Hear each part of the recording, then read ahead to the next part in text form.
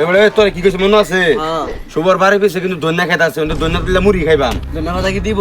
আরে বেটা লো ধনী মানুষ এই দুইটা ধন্যা খাইতে না দাদি আচ্ছা চল জোরে করে ডাক দে এই শুভ ভাইদা শুন এই বালবাটা চোখ কি কান্দ তুলে থইছ দশ না বই রইছি কিরে এটা দুই দাদা প্রথমে দেড় কথা লাগাইছে দেরা কথা কইতো না মেজাজ মুজাজ গরম অনেক কেলি গাইছ কদি আসলাম তোরে ধন্যবাদ লাগে আইনা যাবে লাগাই শুন ও ধন্যবাদ তুলবি আর খই খাইবি সব মাল খুললো হ্যাঁ ধরু মিয়া বুঝুন না কিছু না আনতা এক কথা কই বলিলেন মুড়ি খেলে খাইতাম কোনো বেহে মিলে আমরা খই খাইবাম